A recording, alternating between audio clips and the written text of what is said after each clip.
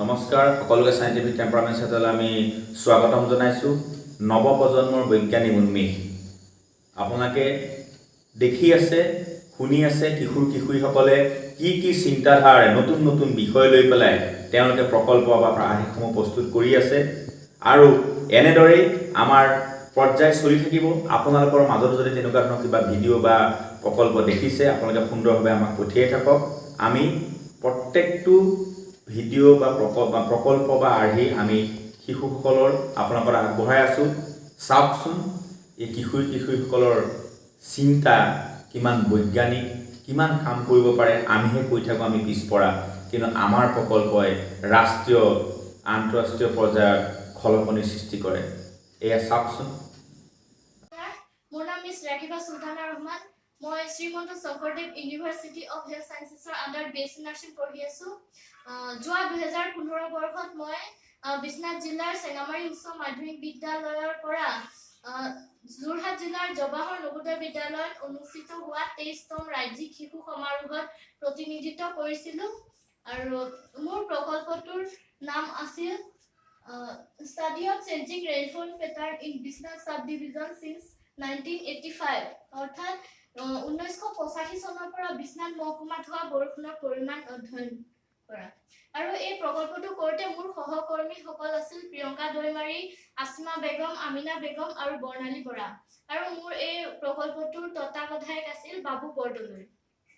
এই প্ৰকল্পটোৰ মেইন উদ্দেশ্য হ'ল পৰিৱৰ্তিত বতৰ আৰু পৰিৱেশৰ লগত খাপ খোৱাকৈ উন্নত কৃষি পদ্ধতি ব্যৱহাৰ কৰিবলৈ পৰামৰ্শ আগবঢ়োৱা। আৰু এই প্ৰকল্পটো আমি কিছুমান তথ্য বিশ্লেষণ কৰিছিলো।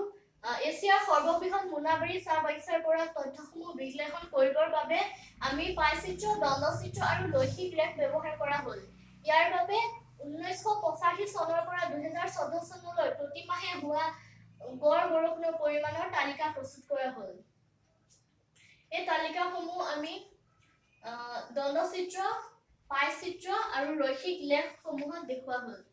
তাৰ পাছত ফলাফলসমূহ আমি এনেধৰণে পাইছিলো যে তথ্যসমূহ বিশ্লেষণ কৰি আমি পৰ্যবেক্ষণ কৰিলো যে 1985 চনৰ পৰা 2014 চনলৈ বাৰ্ষিক বৰষুণৰ পৰিমাণ বৰ্ষাকালৰ আৰু শীতকালৰ বৰষুণৰ পৰিমাণ কমি আহিছে, কিন্তু আচৰিতধৰণে প্ৰি মনচুনৰ সময়ত বৰষুণৰ পৰিমাণ বৃদ্ধি পাইছে।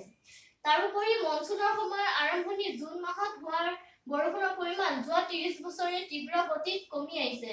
বৰ্ষাকাল অধ্যয়ন কৰোঁতে আমি এটা কথা লক্ষ্য কৰিছো যে বৰষুণ কমি আহিলে হেভি ৰেইনি ডেজ বাঢ়ি গৈছে, যাৰ বাবে বৰষুণৰ পৰিমাণ কম হোৱাৰ কাৰণে খৰাং পৰিস্থিতিৰ সৃষ্টি হৈছে।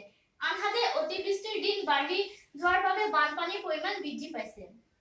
আৰু এই প্ৰকল্পটো কৰাৰ পিছত আমি এনেধৰণে কাৰ্য ব্যৱস্থাবোৰ গ্ৰহণ কৰিছিলো যে প্ৰি মনচুনৰ সময়ত বৰষুণ বৃদ্ধি হোৱাৰ বাবে সেই সময়ত বৰষুণৰ পানী জমা কৰি ৰাখি কঠীয়া পাৰিবৰ সময়ত খেতি পথাৰত ব্যৱহাৰ কৰিব পাৰো।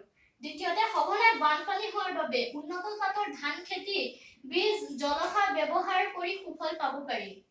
জলাশয়ৰ ধান গছবোৰ এসপ্তাহৰ পৰা 10 দিন পৰ্যন্ত পানীৰ তলত থাকিলেও নষ্ট নহয়। ধন্যবাদ।